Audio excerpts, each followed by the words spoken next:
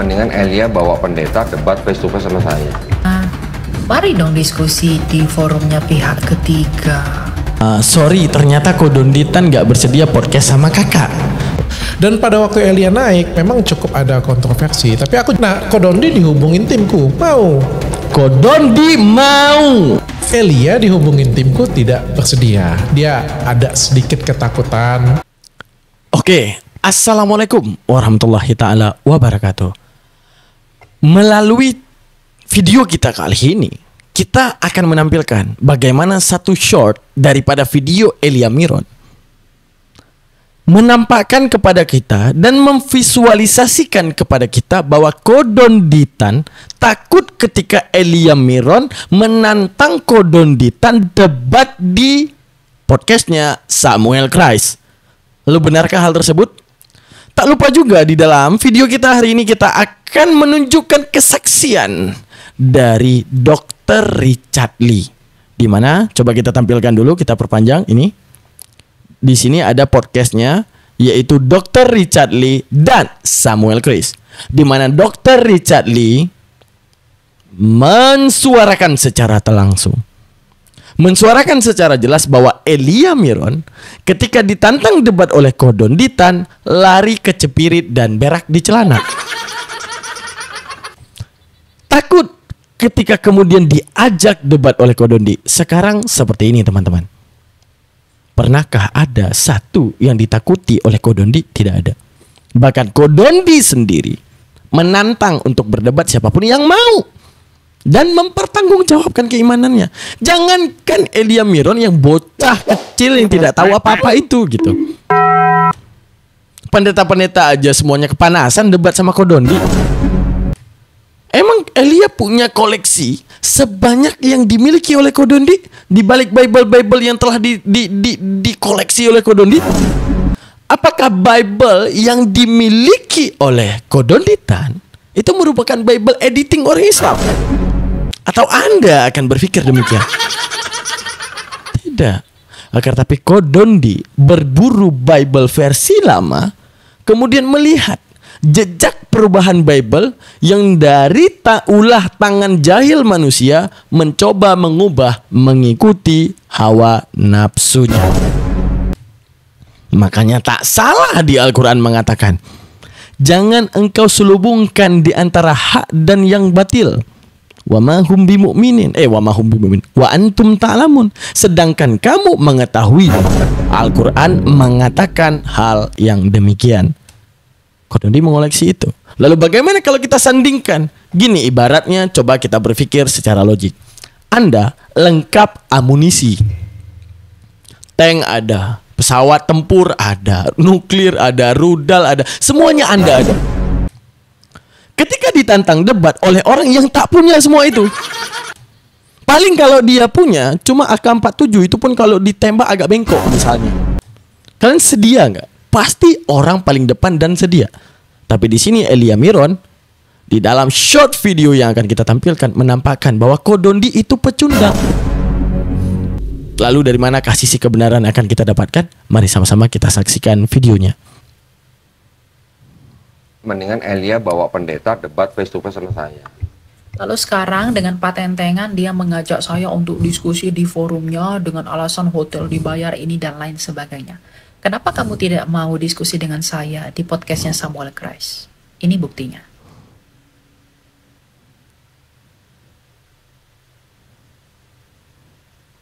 Jadi jangan cuma berani di kandang aja. Mari dong diskusi di forumnya pihak ketiga. Tantang, petenteng, tapi beraninya di kandang. Mau geruduk ya. Oke, kita lihat teman-teman. Melalui chat yang dia tampilkan tadi, ini siapa yang ngechat? Apakah Kodondi yang mengkonfirmasi? Tidak, tapi Samuel Christ. Apa yang dia katakan? Hai kak, sorry ternyata Kodonditan gak bersedia podcast sama kakak. Sorry banget ya kak, tapi aku bakalan for sure bakalan kontak kakak lagi jika episode pas ya kak. Also aku janji gak akan sebar nomor kakak ke siapapun. Tuhan Yesus memberkati kakak. Apakah itu Kodondi? Apakah ini Kodondi yang membalas? Bukan. Tapi saya yakin maksud daripada Samuel Christ ini yang tidak mau mengundang Elia saja. Yang kebetulan momennya nggak pas. Mungkin ke-trigger daripada kesaksian Dr. Richard terhadap Elia. Ya. Karena ibaratnya kayak menjaga suasana aja ibaratnya guys ya, biar Elia nggak kecewa. Jadi dibalas dengan hal yang seperti ini. Dan juga Samuel Christ merupakan orang Kristen. Nah itulah yang membuat kok bisa Kodondi enggak mau. Dan ini tidak mungkin. Ya kan? Oke. Kita lihat kesaksian daripada Dr. Richard menunjukkan bagaimana Elia Miron kecipirit ketika ditantang debat ataupun berbicara. Dia bilang tadi apa? Kalian ingat nggak? Elia Miron tadi mengatakan, Donditan, ayolah berdebat di forum pihak ketiga, bukan di podcastnya Elia Miron, bukan di podcastnya Kodondi, tapi di pihak ketiga. Pernah pihak ketiganya adalah Dr. Richard. Dan Dr. Richard di saat itu belum mu'alaf. Tapi kenapa Elia Miron kecipirit dan tidak mau berdebat dengan Kodondi? Apakah ini bohong? Apakah ini ada-ada? Apakah ini adalah penyelubungan narasi yang bersifat kebohongan dari Bang Daman? Mari sama-sama kita saksikan videonya. Let's go.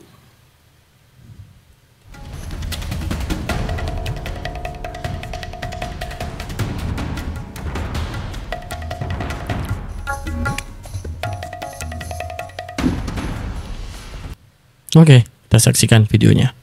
Kesaksian daripada Dr. Richard. Apa sih kenapa akhirnya orang menjadi ribut hanya karena mempermasalahkan Nabi Isa dan Yesus itu pribadi yang beda? Oh enggak. Kenapa Mereka itu? enggak ributin itu sih. Mereka Apanya? enggak ributin itu. Apanya Jadi sebenarnya? kemarin kan aku ada ngundang salah satu pembicara namanya Elia. Jadi Elia ini sebenarnya datang duluan. Setelah itu datanglah Ustadz Dennis Lim. Lalu datanglah Ustadz Felix Xiao. Nah aku sadar bahwa Elia ini sebenarnya aku nggak bisa tampilin pertama nih. Kalau tampilan pertama pasti chaos. Aku tampilin adalah Ustadz Felix Xiao dulu. Dari sejarahnya, kan yang bahas adalah Israel versus Palestina kan pada waktu itu kan. Habis Felix Xiao, dan itu dapat pencerahan yang bagus sekali sebenarnya ya. Habis itu Ustadz Dennis Lim. Dan aku pengen kayak ngasih both side gitu lah. Jadi kayak semua sisi. Jadi aku tayangkan Elia pada waktu itu. Dan pada waktu Elia naik, memang cukup ada kontroversi. Tapi aku Cukup ada kontroversi. Coba kalian lihat dan bahkan kalian bisa mencari hal ini di YouTube. Di mana begitu banyak pendeta yang tidak setuju dengan statement Elia. Misalnya membedakan antara Yesus dengan Isa. Itu saja adalah statement yang tidak pernah terjadi daripada Kristen daripada dahulu kala. Cuma bocil ingusan yang tiba-tiba datang dalam paham teologi kekristenan yang mencoba untuk mengesampingkan antara Isa dan Yesus itu menjadi berbeda. Padahal keyakinan Kristen semenjak orok, bahkan di dalam kitab yang dikumpulkan oleh Kodondita yang dia buru, yaitu kitab-kitab terdahulu, tahun terbitan terlama, masih menyemat insya Allah Assalamualaikum Isa Al-Masih bahkan Mekah. Lalu bagaimana bocah ingusan merevisi kata-kata Isa Al-Masih yang dipahami oleh kekristenan dahulu kala bahwa Isa Al-Masih dan Yesus itu berbeda, lalu bocah ingusan yang ada eksis di tahun 2025 merubah. Gitu ya. Kecuali dia nabi coy. Kecuali ada nabi terakhir namanya Elia Miron. Dia mengubah nama bahwa Isa Al-Masih itu dan Yesus berbeda. Kecuali dia nabi. Nah berarti adanya ilham dan pemberitahuan daripada Tuhan kepada dirinya untuk merevisi setiap pemahaman yang salah di balik apa yang telah diyakini oleh manusia. Maka dari itu wajar kalau Elia Miron dapat dipercaya ketika dia merevisi pemahaman Yesus dan Isa sama. Maka menjadi wajar kalau dia merevisi hal tersebut. Tapi masalahnya dia bukan nabi coy.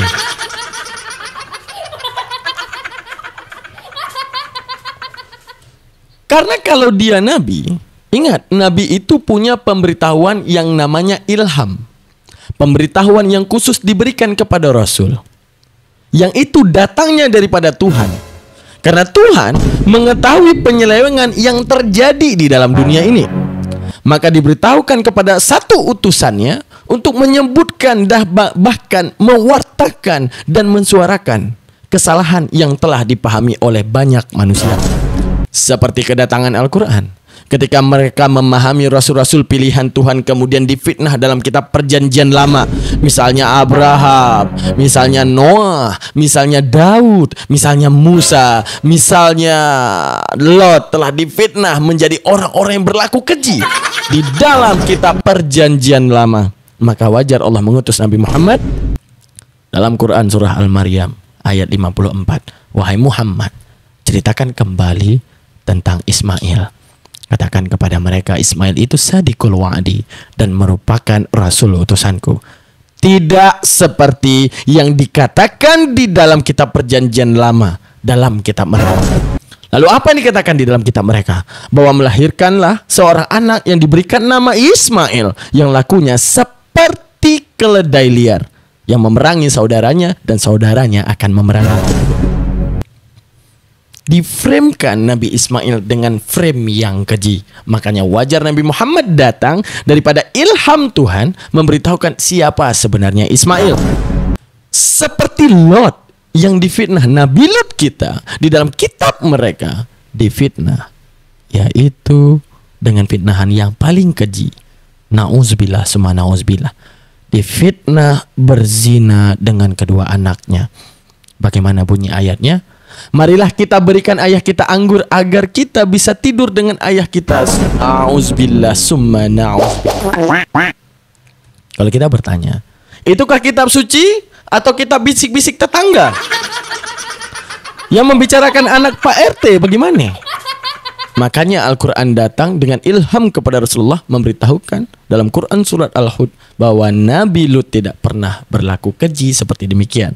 Dia benarlah Rasul yang ma'sum, dipelihara oleh Allah daripada dosa kecil dan dosa besar. Ini Nabi bukan apa-apa bukan. Akhirnya merevisi ajaran yang mula-mula yang udah diberitahukan diyakini bertahun-tahun. Kalender masih menyemat Isa Al-Masih. Tiba-tiba Elia Miron ini menyubah Yesus Kristus panjang nyembah, Isa Al-Masih pampang kema.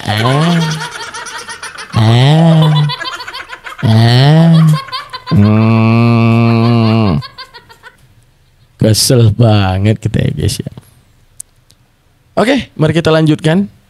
Kesaksian Dr. Richard, dia kabur terbirit-birit. Juga tidak ingin mencampuri, kan namanya kan itu kan pandangan orang ya. Jadi kan ada pandangan orang ini, ada pandangan orang ini ya. Semuanya benar-benar saja menurut versi mereka. Jadi aku sebagai host cuma ngebawain doang. Nah tapi pada waktu bawain acara itu, pada waktu bawain podcast itu, ada satu statement yang menarik. Di mana menurut Elia, Yesus Kristus dan Nabi Isa itu adalah pribadi yang berbeda. Itu statement gabrul di mana Elia Miron pernah dikritisi oleh Esra Soru, pendeta Esra Soru. Tapi dalam channel 3 hari yang dimiliki oleh Elia Miron, sekarang mereka bersahabat. Kan aneh mereka tuh. Kan mereka itu gak punya landasan iman. Sekarang gini teman-teman. Saya Daman Huri. Andaikan saya menjabarkan Al-Quran seenak udel saya, maukah kalian berteman dengan saya? Saya mengatakan Nabi Muhammad bukan Rasul, tapi saya mengatakan bahwa Allah Ta'ala itu sebenarnya bukan Tuhan, akan tapi apalah misalnya saya katakan, pasti kalian akan memusuhi saya kan, di balik narasi saya yang sembarangan. Tapi mereka tidak. Sembarangan boleh dalam hal apapun, tapi suatu saat kita pasti berteman kembali. Pasti kayak gitu.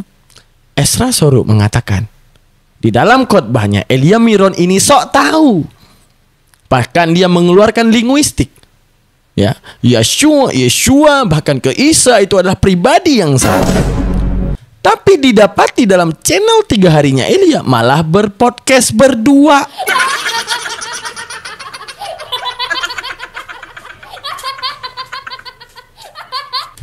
Di mana keteguhan iman mereka? Sedangkan kita, kebenaran adalah harga mati. Kalau ada orang yang membawa penyesatan, maka jangan harap kita akan semeja dengan dia. Maka jangan harap kita akan setempat makan dengan dia. Karena haram kita duduk dengan si penyesat. Tapi mereka Sesat dalam satu waktu, tapi dalam satu waktu kita satu bantal tidur.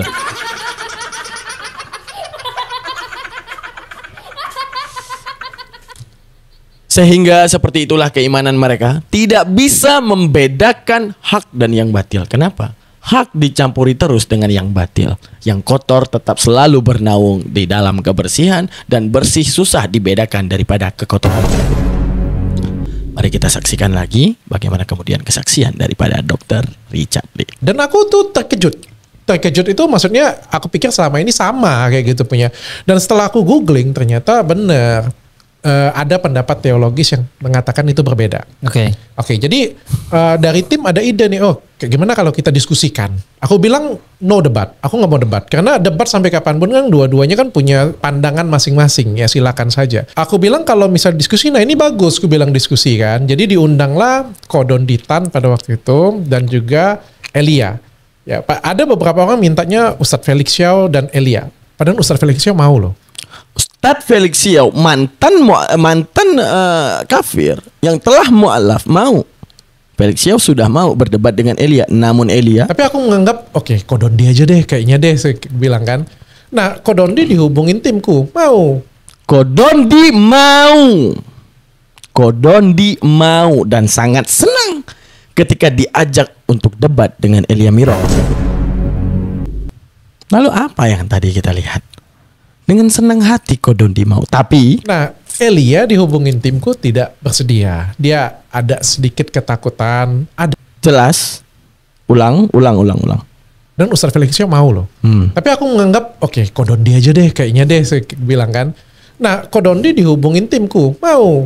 Nah, Elia dihubungin timku tidak bersedia. Dia ada sedikit ketakutan, ada ancaman dan lain sebagainya. Lalu timku minta, tolong dong Dr. Richard bujukin. Mungkin kan kalau pakai kekuatanku kan lebih didengar gitu kan. Akhirnya aku ya kasih voice note itu. Ya namanya juga ngebujukin, namanya juga ngerayu kan. Artinya kan nggak mungkin gue bilang ku takut-takutin. Nah nanti bahaya kamu ke tempatku kayak gitu punya kan. Pasti aku bilang ya nanti aku jagain. Maksudnya jagain itu adalah waktu diskusi aku akan memberikan porsi yang sama. Waktu diskusi nanti kalian tuh nggak perlu berdebat loh. Nanti kamu tuh menjelaskan ke aku aja. Kodonditan jelasin ke aku. Itu versiku menjaga kayak gitu punya, bukan. bahkan dijamin oleh Dr. Richard Lee untuk dijaga agar tidak terjadi debat kusir. Tapi Elia Miron menolak ketakutan kecepirit berak di celana.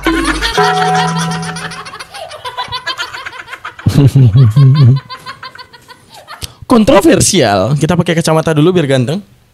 Kontroversial yang terjadi di antara Elia Miron itu bukan antara ancaman daripada Islam, tapi ancaman daripada pihak kekristenan yang tidak setuju dengan statement Elia Miron. Begitu banyak ketika eksisnya Elia Miron di dalam dunia media sosial ini, begitu banyak orang dari kekatolikan yang tidak setuju dengan statement dia. Begitu banyak pendeta-pendeta tidak setuju dengan statement dia, hingga mengkritisi daripada Elia Miron. Akan tetapi orang Kristen-Kristen awam justru mendukungnya. Pendeta-pendeta yang dahulunya, misalnya Ibu Rita Wahyu yang sudah hampir sangat tua di bidang kekristenan, berapologetik, mereka tolak demi penjabaran disampaikan oleh bocil ini tentang kekristenan. Apa kurang Ibu Rita Wahyu? Elia Ibrani tidak bisa, Yunani tidak bisa. Akan tetapi Ibu Rita Wahyu mempelajari Yunani, mempelajari Ibrani, dan bisa kita uji kredibilitas daripada ilmunya. Tapi tidak membedakan antara Isa dan Yesus. Akan tetapi bocil ini di saat membedakan antara Isa dan Yesus justru didukung oleh pihak kekristenan yang awam. Menunjukkan apa? Iman mereka ini selalu berada di dalam goyah, dan mereka tidak tahu berpegang kepada yang mana, sesuai dengan dikatakan oleh Allah Ta'ala, lakinid dhalimuna al-yawma fi dhalalim mubin. Akan tetapi kesesatan yang nyata terjadi di dunia ini, mereka itu akan selalu berada dalam kesesatan yang nyata. Lakinid dhalimuna al-yawma, mereka adalah orang yang zalim terhadap akal mereka fi dhalalim mubin, selalu dalam kesesatan yang nyata. Selamat datang di kebenaran. Itulah kebenaran yang diwartakan oleh Allah di dalam Al-Quran, bahwa mereka akan ragu menentukan mana sisi kebenaran yang patut untuk mereka pegang. Apakah bocil 15 tahun yang tidak tahu apa-apa, ataupun pendeta mereka yang sudah belajar jauh. Kalau kita jelas, ada ilmu sanad. Ini ulama dia mengatakan dirinya, sanadnya benar nggak? Benar nggak sisi keilmuannya itu bersanad sampai Rasulullah? Andaikan sisi keilmuan dia menafsirkan Al-Quran seenaknya, tidak bersanad sampai kepada Rasulullah, maka langsung ditolak. Islam tegas terhadap kebenaran. Lalu di mana tegasnya mereka? Jikalau beradu di antara pendeta Esra Soru, ini kita lihat. Pendeta Esra Soru memaparkan Isa dan Yesus berbeda. Sama. Elia Miron memaparkan Isa dan Yesus berbeda. Tapi Kristen awam membela Elia Miron. Pendeta Esra Soru menjadi apologetik tertua. Sudah lama membela imannya. Tapi ditolak oleh Kristen-Kristen awam. Karena apa? Nama Elia lebih harum. Nama Elia lebih pamor, lebih tenar daripada nama pendeta Esra Soru. Itulah keimanan mereka. Ya, kalau kita jelas ya, sanad lu jelas nggak? Lu ngejabarin ini mukallad menjadi seorang mukallad daripada siapa mukallid lu? Oh, mukallid saya Imam Al-Qurtubi. Siapa guru Imam Al-Qurtubi? Guru sampai ke era Rasulullah, sesanad dengan lisan Rasulullah, maka dibenarkan kebenarannya. Tapi andaikan terputus sanadnya, tidak jelas sanad keilmuannya, tidak jelas apa yang dia jelaskan itu sesuai dengan lisan Rasulullah, maka tolakkan pendapatnya. Itulah Islam. Tegas di dalam kebenaran. Tapi mari sedikit kita bahas, apakah Isa dan Yesus itu berbeda? Bang Daman kali ini bersama Elia Miron membedakan di antara Yesus dan Isa. Kapan bedanya? Bedanya adalah saat penyaliban. Kalau ditinjau daripada kelahiran itu sosok yang sama. Apa? Isa dan Yesus ini sama. Sama-sama orang yang diberikan nama Isa, sama-sama orang yang dikenal dalam bahasa Yunani itu Yesus Kristus. Oke. Tapi kapan mereka berbeda? Di dalam penyaliban. Saat penyaliban, Isa Al-Masih ini diselamatkan oleh Allah, ataupun Yesus Kristus yang sebenarnya diselamatkan oleh Allah sesuai nubuatan Mazmur 91 ayat 8, bahwa engkau hanya akan menontonnya, pembalasan terhadap orang fasik. Tapi siapa yang ada di tiang salib? Orang fasik yang mereka anggap sebagai Yesus Kristus. Menunjukkan apa? Isa Al-Masih ataupun Yesus Kristus yang sebenarnya yang diselamatkan oleh Tuhan itu adalah Isa Al-Masih dan Yesus Kristus yang sekarang masih diselamatkan oleh Tuhan dan tak pernah kena perlakuan keji yang dinamakan penyaliban. Tapi mereka memahami Yesus Kristus yang mereka salib itu adalah si fasik yang dinubuatkan di dalam Mazmur 91 ayat 8. Jadi kesimpulannya, sebelum penyaliban ini Isa dan Yesus Kristus sama.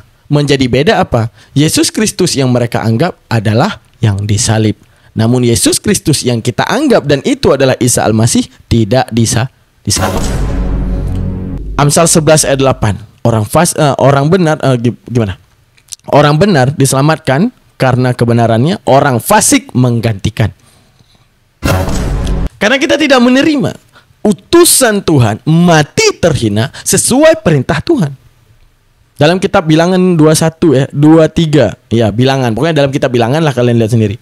Dalam kitab Bilangan dikatakan, yang pantas mati di atas tiang salib adalah orang yang melakukan dosa setara dengan hukuman mati. Lalu apa dosa yang dilakukan oleh Isa Al-Masih ataupun Yesus itu? Tidak pernah. Akan tetapi diselamatkanlah Isa yang dinamakan Yesus Kristus itu digantikan dengan Yesus Kristus yang lain yang mereka anggap adalah Yesus Kristus. Maka berbeda enggak? Berbeda. Di mana berbedanya? Karena yang namanya diserupakan, pasti ada satu yang diserupakan, ada satu penyerupaan. Maka satunya diselamatkan dan satunya tidak. Siapa? Orang fasik yang menggantikan. Jadi yang mereka anggap Yesus dengan yang kita anggap beda. Yang kita anggap selamat, yang mereka anggap adalah orang fasik yang mati di tiang salib tersebut. Oke, terima kasih banyak. Jazakallah. Kita bertemu di lain waktu. Terima kasih udah hadir di Almantiki Reaction. Jangan lupa subscribe, like, dan komen. Jangan lupa titipkan komentar kalian. Wujudkan emosional kalian di kolom komentar. Jangan lupa untuk kemudian support channel ini di rekening yang ada di bawah. Jazakallah. Jangan lupa cek kolom deskripsi. Di situ ada link Saweria untuk support channel ini. Jazakallah. Assalamualaikum warahmatullahi taala wabarakatuh.